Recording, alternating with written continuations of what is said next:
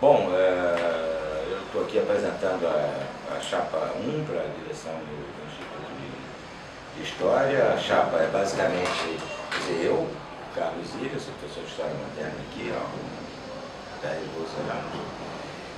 E o meu vice é o professor João Vitor, que está aqui há 2 anos. Um professor bastante novo, que chegou há pouco tempo, agora está na América. E a gente está propondo uma estratégia de renovação e de organização acadêmica e política do Instituto. Ele está querendo uma dinamização maior, um ativismo acadêmico e político mais acentuado, né? E é basicamente isso que a gente está propondo.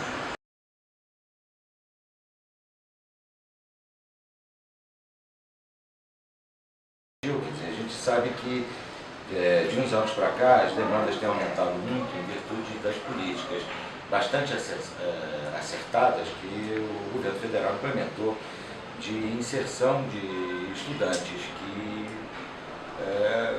vêm de uma situação econômica e de uma situação social bastante diferente daquela dos estudantes que vinham anteriormente. Então, eu, antes de mais nada, concordo com essas políticas, acho que isso é absolutamente decisivo. Mas a universidade pública é pública, não é feita por uma classe média, não é feita apenas por uma classe média de bem financeiramente, economicamente, mas ela deve buscar atender e formar os profissionais e as pessoas que estão interessadas nessa formação universitária. E para isso é preciso fazer com que as pessoas entrem na universidade e, sobretudo, fazer com que elas fiquem. Porque o que importa não é apenas que elas entrem, o que importa é que elas saiam. Bom, é uma viabilidade, saiam formadas, profissionais formados, qualificados, que é o que a sociedade precisa. Necessita de professores de história, necessita de médicos, de enfermeiros. Então isso daí é uma coisa decisiva. Não é um par, né, necessário a política de inclusão social nas universidades. É o passo decisivo. Não basta fazer entrar estudantes negros, pobres, não. Preciso fazê-los se formarem, bem formados, né, para poder trabalhar na sociedade brasileira. Então, garantir que eles se formem é decisivo. Ações concretas que podem ser tomadas, bom, né, no âmbito do Instituto, muito poucas, mas elas serão tomadas certamente. Em primeiro lugar, solicitar da reitoria aumento dessas bolsas de manutenção dos estudantes da universidade e desenvolver projetos que possam incorporar esses estudantes a projetos de pesquisa e iniciativas de formação, no nosso caso específico, docente, com aumento de bolsas e coisas desse tipo.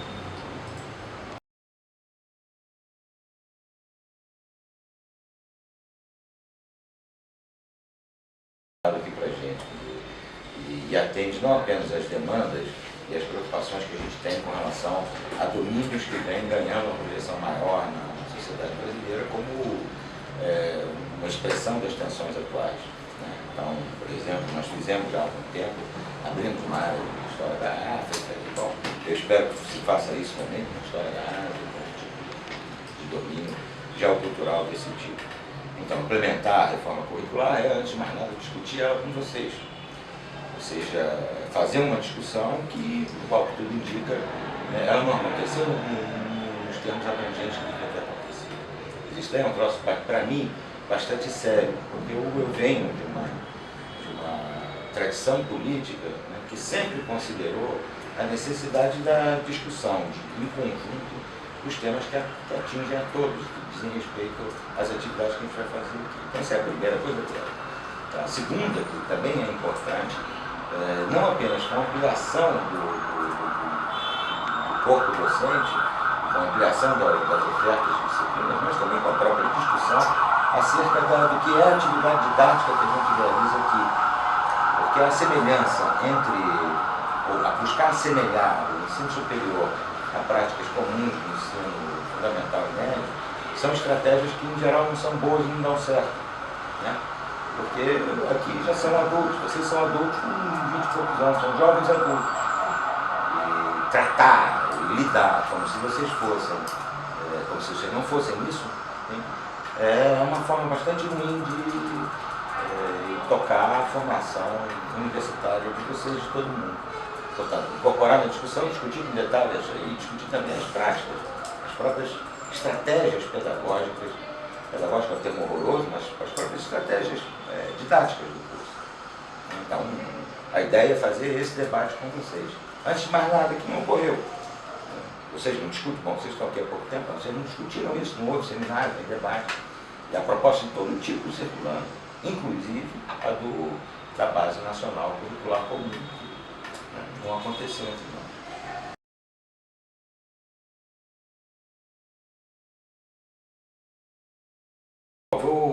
Com relação ao problema do Camas, que eu falei isso no debate, está escrito, inclusive, aí, acho que está circulando, mas eu acredito que as organizações estudantis elas são invioláveis, quer dizer, qualquer atitude de se meter a mão nessas entidades, mesmo que seja, não, peraí, vamos tentar fazer uma coisa aqui por lado, peraí, eu arrumo um lugar aqui, uma coisa assim, é uma forma de ingerência bastante ruim. Tá? Então, fechar, né, sobre qualquer tipo de argumento, tipo, não tem problema de segurança, né? Aí o pessoal entra lá dentro do centro acadêmico e fica lá falando besteira, essas coisas. Isso é um problema do centro acadêmico e dos estudantes, isso não é um problema da direção do instituto. Quer dizer, os estudantes têm que resolver aquilo, não é o diretor do instituto. O pessoal fica bebendo álcool no instituto ou fazendo outras coisas que, em princípio, sei lá, a direção acha que deveria, ou a sociedade, são proibidas por lei e tudo mais. Isso, quem tem que resolver são os próprios estudantes, são eles que têm a responsabilidade de gestão daquele espaço. Quer dizer, eu não vou usar a palavra sagrado, porque sagrado não compõe meu universo de ação e de reflexão, mas esse é um espaço que tem que ser, de qualquer maneira, preservado e inviolável. E cabe à direção do Instituto garantir isso. E eu estou me referindo aqui a um tempo passado, que parece que está voltando, né? O problema está querendo voltar insistentemente. Ou seja, essas organizações elas não podem ser de maneira nenhuma maculadas, né, por uma ação externa, policial ou institucional ou qualquer tipo de coisa, independentemente do que estão fazendo. Tá? Porque, veja bem, eu coloquei no programa lá que é decisivo aos estudantes ter uma atitude de avaliação permanente do trabalho da direção do Instituto.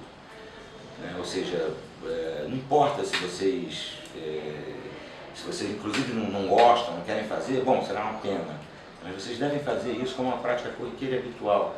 Não apenas da direção do conjunto do Instituto, mas também uma avaliação do trabalho dos professores. Isso foi feito aqui quando eu estava na coordenação do Instituto há alguns anos, com resultados fantásticos. O pessoal gostou, foi bacana, os professores no começo fizeram uns, outros fizeram uma cara feia, não foi erro, rolou piada, e o sujeito viu ali o que os alunos estavam pensando do curso dele. Isso é uma coisa importante. Então, manter diálogo é absolutamente decisivo, é a primeira coisa. E a segunda delas é manter essa inviolabilidade. E a inviolabilidade mesmo. Então esse papo, eu vou botar um cadeado aqui, todo mundo fica com chave. Não. Quem decide isso não é a direção do Instituto, nem coisa nenhuma. É o próprio centro acadêmico. Se o centro acadêmico quiser botar uma chave, eu vou lamentar. Mas a responsabilidade é dele, do centro, não é da direção.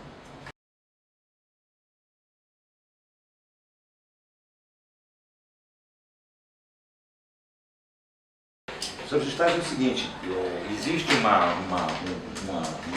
noção do que é a administração do Instituto de Pesquisa, que está presente aqui, que coloca a regra, né, como sendo uma coisa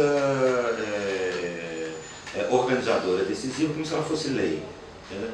Uma regra, uma norma de funcionamento, ela é uma coisa que existe para ser aplicada por quem tem autoridade pública para isso. Então, veja bem, há alguns anos, ele inventou aqui no Instituto uma ideia de que os caras fazer estágio tinha que ter CR7. Não sei se vocês sabem disso, foi há pouco tempo, até a Gabriela participou dessa discussão comigo, muito empenhada, com uma posição inclusive muito boa. Ou seja, o estágio ele é necessário para a formação. Se ele é necessário para a formação, quanto mais dificuldade você cria para que ele possa se realizar, pior vai ser.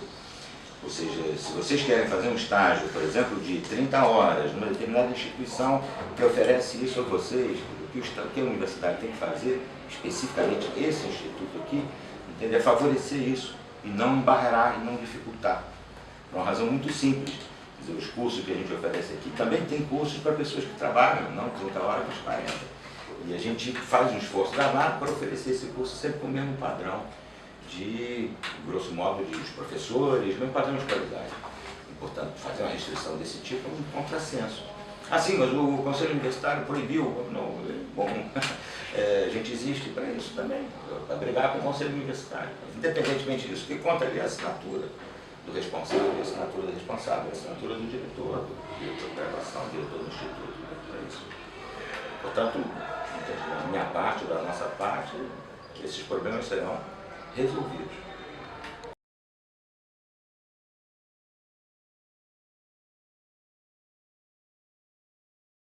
Aqui a rapidez na resposta.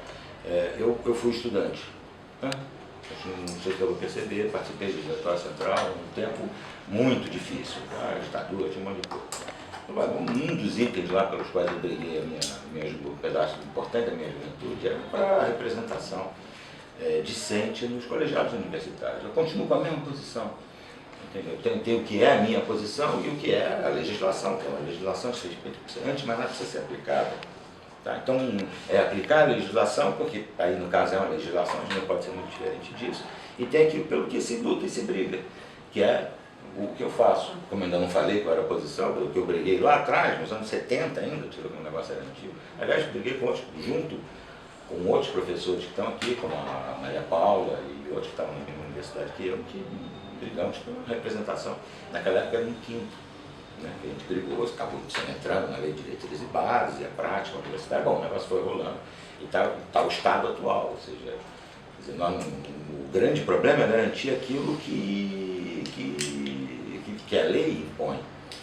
E essa representação que a gente tem hoje, que é de 70% dos docentes, mais um pedacinho para estudantes e técnicos, ela é bastante ruim, porque diminui a representação e a discussão efetiva. Né? Isso é uma coisa que precisa mudar. Bom, o que puder ser feito para ser mudado, será feito. Agora,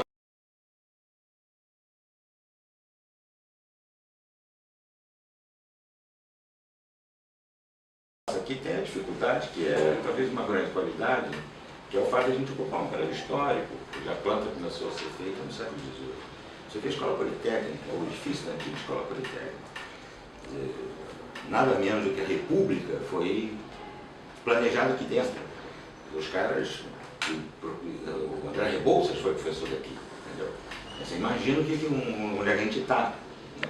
E a gente, de certa maneira, paga um tributo a esse passado desse edifício.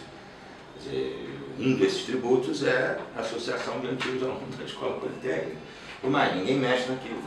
E atenção, não acho razoável mexer, porque eles guardam a identidade com um edifício que é importante e que nós, por outras razões, né, a gente afasta um pouco, como se isso não fosse uma coisa importante para a gente. Então, o que eu acho a priori uma coisa importante é fazer inverter essa lógica.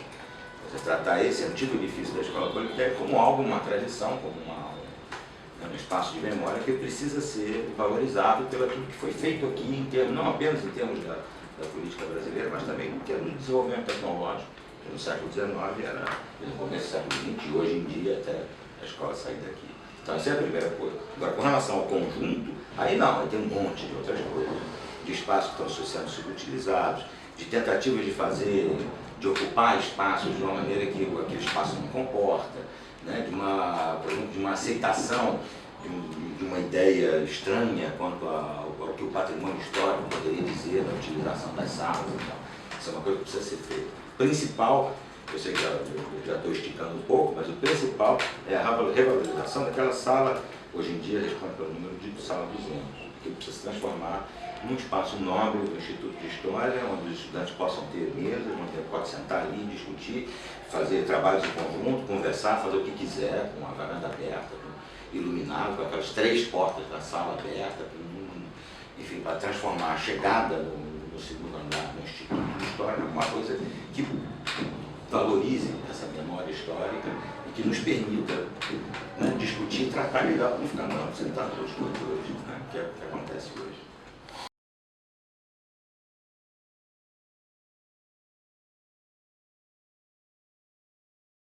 Quando a gente criou o Instituto de História, cresceu junto, né, a ideia de que o Instituto seria feito às costas do IFIX.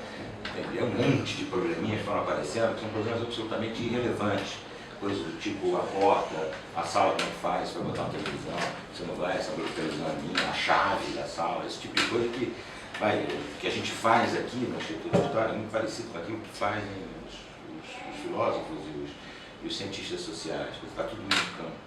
Quer dizer, ninguém tem interesse em ficar criando dificuldade para ninguém, nem o IFIX para a gente, muito menos a gente para ele. Então, criar um Instituto de História nas costas do IFIX é um engano de todo tamanho. E uma das coisas que é um engano desse tipo também é essa ideia de um conselho gestor do Instituto. Quer dizer, escuta aqui, a gente ocupa o segundo andar, o nosso problema fundamental aqui é conseguir espaço para poder realizar, fazer as aulas, botar os professores no laboratório e a sala dos professores. Esse é o problema principal. Não temos que ficar disputando aqui um patrimônio que não é do IFIX, nem é do RH, nem é da Escola Politécnica, o patrimônio nem é da universidade, é o patrimônio da sociedade brasileira. Não vamos ficar brigando porque onde é que vai puxar o fio. Eu participei dessa comissão, né? Me sugeriu meu nome, eu aceitei para discutir com o pessoal do IFIX. E você me desculpa, realmente o troço, eu fiquei bastante decepcionado. Falei, bom, tá bom, o que a gente quer em termos de espaço? Não, a gente não quer, a gente quer que a comissão exista. Bom, mas se o que a gente quer é que a comissão exista, então para que serve a comissão? A gente tem alguma demanda de espaço? Qual é o problema real? A gente fica criando ficções em torno de problemas que simplesmente não existem. Você senta com os professores ou com o diretor do IFIX, os caras estão preocupados em fazer qual é o debate que vai ser, o que vai acontecer, o que está acontecendo, a democracia representativa nesse país. Eles estão preocupados com essas coisas. Nós estamos preocupados aqui com onde é que vai puxar o fio, pelo amor de Deus. Né? Ou seja, dá para resolver isso perfeitamente bem, sem comissão, sem coisa nenhuma, senta a proposta e discute qual é o assunto. Nós temos um problema muito mais complicado, porque antes de mais nada eu sou contra isso. Eu acho que a terceirização é uma barbaridade que está sendo feita nas relações de trabalho com relação às pessoas. Vai ser uma barbaridade. Eu participei de testemunho aqui de gente que a empresa sumiu, desapareceu e a criatura ficou ali, não recebeu fundo de garantia, não recebeu o SPC, não recebeu nada. Eu acho que isso é uma barbaridade total. Eu já te digo de antemão, eu sei que não tem mais jeito, fica complicado, porque entra no meio da gestão do negócio, me senti muito incomodado em trabalhar com empregados cujos direitos são deprimidos com uma operação terceirizada desse tipo. Não fico de jeito nenhum satisfeito. E não acho bacana participar desse esfola que é feito com essas pessoas que estão aqui há anos trabalhando. Eu acho esse troço muito ruim. Agora tem um dado de realidade. As pessoas existem, esses são os contratos e demora muito para mudar. Ele vai demorar bastante. Então qual é o problema principal? Garantir o mínimo de autonomia e o mínimo de funcionamento das coisas, seja, a liderança tem que funcionar, a segurança eu acho que tem que deprimir o máximo possível, porque dentro do edifício o sentido desse segurança aqui é muito discutível, pelo mais desnecessário, mas é preciso ser feito.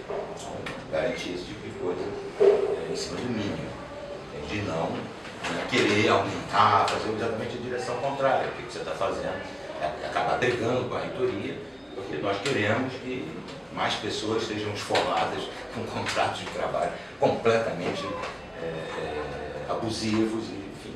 Né? Eu acho que isso daí não é uma coisa que será feita pela direção quando é comigo, né? Não será feita.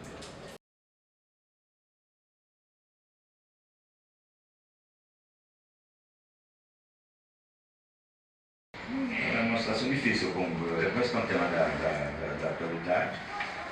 Agora, a direção do Instituto, ela não tem a função de polícia aqui dentro. A função dela não, a direção não é essa. Né?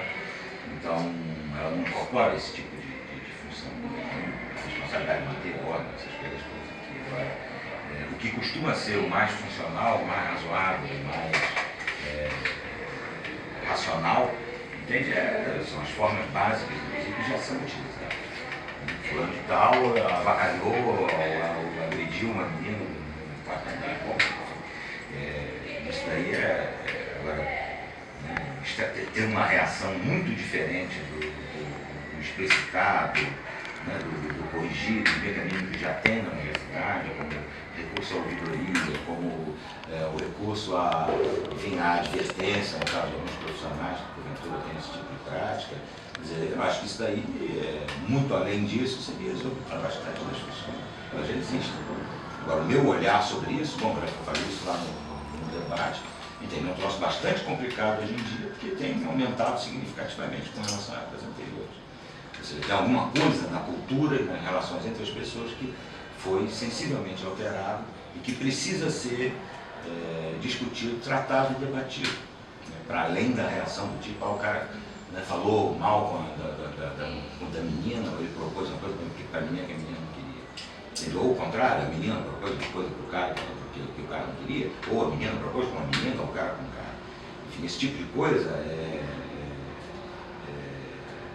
é um tema da atualidade, é importante, ele precisa ser visto e pensado. Agora, antes de tudo, acima de tudo, está aí a garantia, né, também da inviolabilidade, né, pessoal dentro do Instituto. Isso daí não tem muito para onde escapar.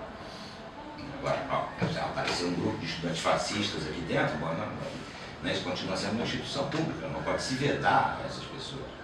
Né, mas tem que garantir que os demais não sofram com isso. Só a título de exemplo, né, me incomoda um pouco a ideia de que você tem diversos banheiros que não funcionam, por exemplo. Eu não vejo problema nenhum, para mim, pessoalmente, né, não existir um banheiro único coletivo para todo mundo. Tem que ficar discutindo se o cara que é trans, ele vai, ou o cara que não é, ou a menina, ou a mulher que é trans. Um banheiro só para todo mundo, afinal faz tudo do mesmo jeito, entendeu? Não tem muita mistério. Agora, eu entendo que para a sociedade brasileira criar um banheiro misto vai ser uma coisa muito complicada, e certamente para o Instituto também. Portanto, pode ficar tranquilo, eu não vou propor banheiro misto nenhum também, não há essa dificuldade. Muito embora isso esteja colocado como um ponto de reflexão, por assim dizer.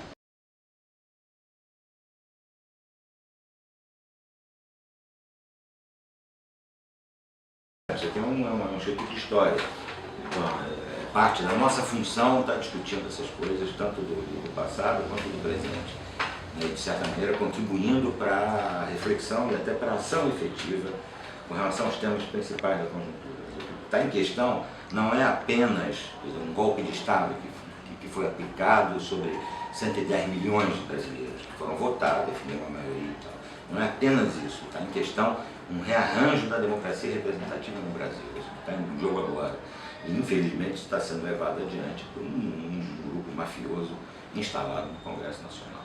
Então, para além desses temas da atualidade, existe a necessidade de se discutir permanentemente essas questões, com um olhar crítico, com um empenho de intervenção e também um empenho acadêmico, ou seja, o Instituto de História não pode ficar parado, emitindo de vez em quando uma nota, né, protestando contra uma coisa ou outra.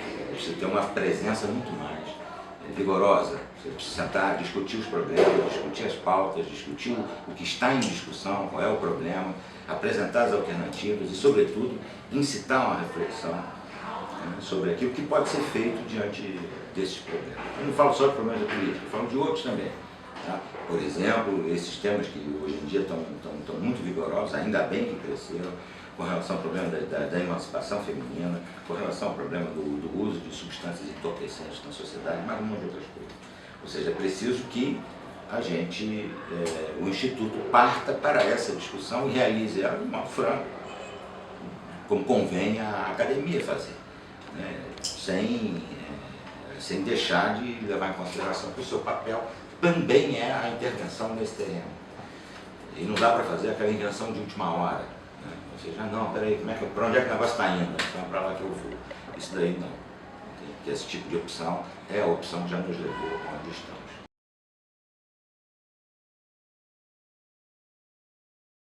Os problemas de tipo administrativos, quer dizer, eu já participei da criação do Instituto, esse é o segundo instituto que eu estou participando da criação. Segunda vez já para mim, então sou bastante experiente nisso. Não é um instituto de pesquisa, não é um instituto de ensino, mas, ou seja, preciso montar a equipe financeira, preciso operar essas coisas, reunir técnicos que possam trabalhar com isso, que tenham experiência, ou seja, isso vai ser uma coisa importante. Mas é o coroamento de um processo que começou lá atrás, né, há alguns anos, ou seja, isso é o passo natural. Demorou tanto tempo porque a universidade vai ser difícil e tal. Ainda vai demorar um pouco mais até a gente poder desfrutar dessa autonomia, porque você precisa ter o setor financeiro, precisa ter os técnicos trabalhando e tal. Agora, em termos materiais, o que isso significa para a gente? Olha, significa basicamente uma autonomia, ou seja, a gente não precisa mais pedir para ninguém para comprar o negócio para a gente. faz e pronto. E estabelece outras coisas, convênios, iniciativas, um monte de coisa que é importante que a gente pode realizar aqui. Inclusive convênios, um monte de coisa que pode ser do interesse de todos nós. Mas eu ainda acho que esse tipo de coisa é um problema de arranjo administrativo, que é importante para o Instituto. Criou um Instituto, então o que a gente vai fazer? Né? Vamos discutir, vamos ficar nessa pasmaceira? Né? Ou vamos ficar nessa reação do tipo,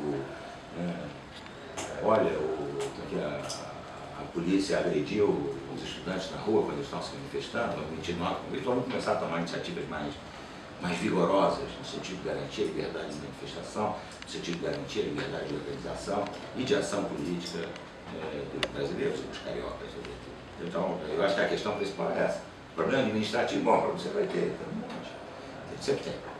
Ele vai ter sempre, tem que aprender a lidar, isso também não é, mesmo para uma pessoa que não tenha tido a experiência da constituição de um instituto como esse, é relativamente fácil, né, de aprender a lidar com isso. Tem um bom corpo técnico, agora